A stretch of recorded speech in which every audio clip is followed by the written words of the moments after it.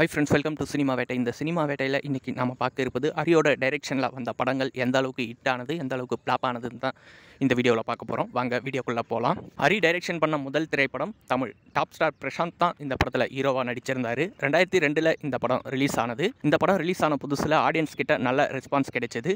Box ஆஃபீஸ்லேயும் நல்ல ஒரு கலெக்ஷனை கொடுத்து சூப்பர் ஹிட் ஆனது. ஹரியோட டைரெக்ஷனில் 2வது படமாக ரிலீஸ் ஆனது சாமி. இந்த படத்தில் சியான் விக்ரம் தான் ஹீரோவாக நடிச்சிருந்தார். 2003 இந்த படம் ரிலீஸ் ஆயிருந்தது.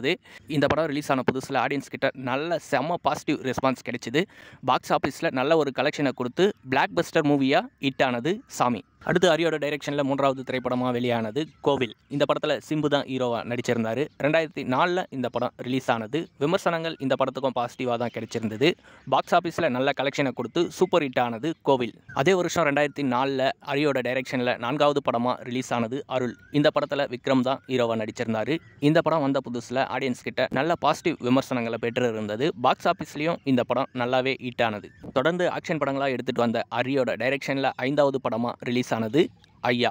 இந்த படம் ஹரியோட டைரெக்ஷனில் வந்த திரைப்படங்கள்லேயே இதுதான் பொறுமையான படம்னு கூட சொல்லலாம். இந்த படத்தில் சரத்குமார் டபுள் ரோலில் நடிச்சிருந்தார். லேடி சூப்பர் ஸ்டார் நயன்தாராவை ஹரி இந்த படத்தில் தான் அறிமுகப்படுத்தி இருந்தார். 2005 இந்த படம் ரிலீஸ் ஆனது. இந்த படம் ரிலீஸ் ஆனப்போ ஆடியன்ஸ் கிட்ட இருந்து நல்ல ஒரு பாசிட்டிவ் ரெஸ்பான்ஸ் தான் பெற்று இருந்தது. ஸோ பாக்ஸ் ஆஃபீஸ்லேயும் இந்த படம் நல்ல ஒரு கலெக்ஷனை கொடுத்து சூப்பர் ஹிட் ஆனது. 2005 அதே வருஷத்தில் ஹரியோட டைரெக்ஷனில் 6வது படமாக ரிலீஸ் ஆனது தான் 6.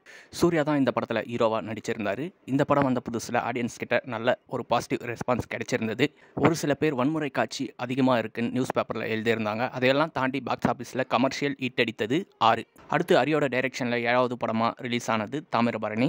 2007 பொங்கலுக்கு இந்த படம் ரிலீஸ் ஆயிருந்தது. இந்த படத்தில் ஹீரோவாக விஷால் நடிச்சிருந்தார். தாமிரபரணி படத்தில் புதுமுக நடிகையாக பானு என்ற நடிகையை அறிமுகப்படுத்தி இருந்தார் ஹரி. இந்த படம் ரிலீஸ் ஆனப்போ ஆடியன்ஸ் கிட்ட நல்ல ஒரு பாசிட்டிவ் ரெஸ்பான்ஸ் கிடைச்சது. பாக்ஸ் ஆஃபீஸில் நல்ல ஒரு கலெக்ஷனை கொடுத்து கமர்ஷியல் மெகா ஹிட் அடித்தது தாமிரபரணி.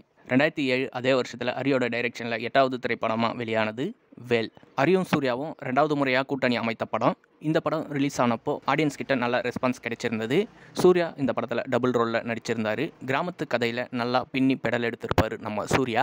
பாக்ஸ் ஆஃபீஸ்லேயும் நல்ல கலெக்ஷனை கொடுத்து மெகா ஹிட் அடித்தது இந்த வேல். அடுத்து ஹரியோட டைரெக்ஷனில் 9வது திரைப்படமாக 2008 ரிலீஸ் ஆன சேவல். இந்த படத்தில் பரத் தான் ஹீரோவாக நடிச்சிருந்தார். இந்த படம் ரிலீஸ் ஆனப்போ ஆடியன்ஸ் கிட்ட நெகட்டிவ் விமர்சனங்கள் தான் அதிகமாக வந்திருந்தது. பாக்ஸ் ஆஃபீஸ்லேயும் இந்த படம் ஃபெயிலியர் ஆயிடுச்சு. அடுத்து ஹரியோட டைரெக்ஷனில் 10வது திரைப்படமாக 2010 வருஷத்தில் சூர்யாவோட 3வது முறையாக கூட்டணி அமைத்த திரைப்படம் தான் சிங்கம். சிங்கம் திரைப்படம் ரிலீஸ் ஆன புதுசில் ஆடியன்ஸ் கிட்ட ரொம்பவே பாசிட்டிவான விமர்சனங்கள் தான் கிடைச்சிருந்தது. மாசான போலீஸ் கதாபாத்திரத்தில் சிங்கமாக வந்து சூர்யா மிரட்டியிருப்பார். பாக்ஸ் ஆஃபீஸ்லேயும் நல்ல ஒரு பிளாக் பஸ்டர் மூவியாக ஹிட் ஆனது இந்த சிங்கம். அடுத்து ஹரியோட டைரெக்ஷனில் 11வது திரைப்படமாக 2011 ரிலீஸ் ஆனது வேங்கை. இந்த படத்தில் தனுஷ் தான் ஹீரோவாக நடிச்சிருந்தார். இந்த வேங்கை படத்துக்கு ஆடியன்ஸ் கிட்ட இருந்து மிக்சடான ரிவ்யூஸ் தான் கிடைச்சிருந்தது. பாக்ஸ் ஆஃபீஸ்லேயும் இந்த படம் ஆவரேஜ் ஹிட் தான் கொடுத்திருந்தது. அடுத்து ஹரியோட டைரெக்ஷனில் 12வது திரைப்படமாக 2013 ரிலீஸ் ஆனது சிங்கம் பார்ட் 2. இந்த சிங்கம் பார்ட் 2 ரிலீஸ் ஆனப்போ ஆடியன்ஸ் கிட்ட இருந்து நல்ல ஒரு பாசிட்டிவ் ரெஸ்பான்ஸ் தான் கிடைச்சிருந்தது. ஒரு சில விமர்சகர்கள் இந்த படத்துக்கு நெகட்டிவ் விமர்சனங்களை கொடுத்துருந்தாங்க. அதையெல்லாம் தாண்டி பாக்ஸ் ஆஃபீஸில் 100 கோடிக்கும் மேலே வசூல் செய்து மெகா ஹிட் அடித்தது இந்த சிங்கம் பார்ட் 2. அடுத்து ஹரியோட டைரெக்ஷனில் 13வது திரைப்படமாக ரிலீஸ் ஆனது பூஜை. 2014 இந்த படத்தை ரிலீஸ் பண்ணியிருந்தாங்க. விஷால் இந்த படத்தில் ஹீரோவாக நடிச்சிருந்தார். இந்த படம் ரிலீஸ் ஆனப்போ ஆடியன்ஸ் கிட்ட நல்ல ஒரு பாசிட்டிவ் ரெஸ்பான்ஸ் தான் கிடைச்சிருந்தது.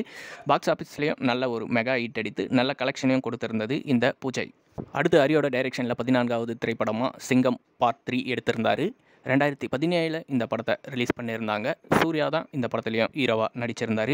இந்த படம் ரிலீஸ் ஆனப்போ ஒரு சில பேர் பாசிட்டிவான விமர்சனங்களையும் ஒரு சில பேர் நெகட்டிவான விமர்சனங்களையும் கொடுத்துருந்தாங்க. இதையெல்லாம் தாண்டி பாக்ஸ் ஆஃபீஸில் நல்ல கலெக்ஷனை ஈட்டி கொடுத்து சிங்கம் 3 கமர்ஷியலாக ஹிட் ஆனது. அடுத்து ஹரியோட டைரெக்ஷனில் 15வது திரைப்படமாக ரிலீஸ் ஆனது சாமி ஸ்கொயர். 2018 இந்த படத்தை ரிலீஸ் பண்ணியிருந்தாங்க. சாமி படத்தோட தொடர்ச்சியாக தான் இந்த படத்தை எடுத்திருந்தார் ஹரி. இந்த படத்துலையும் விக்ரம் தான் ஹீரோவாக நடிச்சிருந்தார். இந்த படம் ரிலீஸ் ஆனப்போ மிக்சடான ரிவ்யூஸ் தான் கிடைச்சது. பாக்ஸ் ஆஃபீஸ்லையும் இந்த படம் எதிர்பார்த்த அளவு கலெக்ஷனை கொடுக்கல. சாமி ஸ்கொயர் பாக்ஸ் ஆஃபீஸில் ஃபெயிலியர் ஆயிடுச்சு. அடுத்து ஹரியோட டைரெக்ஷனில் 16வது திரைப்படமாக ரிலீஸ் ஆனது யானை. இந்த படத்தில் அருண் விஜய் தான் ஹீரோவாக நடிச்சிருந்தார். 2022 இந்த படம் ரிலீஸ் ஆனது. இந்த படம் ரிலீஸ் ஆனப்போ நல்ல ஒரு பாசிட்டிவ் ரெஸ்பான்ஸ் கிடைச்சது. பாக்ஸ் ஆஃபீஸ்லேயும் ஒரு நல்ல கலெக்ஷனை கொடுத்து கமர்ஷியலாக ஹிட் ஆனது இந்த யானை. அடுத்து ஹரியோட டைரெக்ஷனில் 17வது திரைப்படமாக ரிலீஸ் ஆனது ரத்னம். இந்த படத்தில் விஷால் தான் ஹீரோவாக நடிச்சிருந்தார்.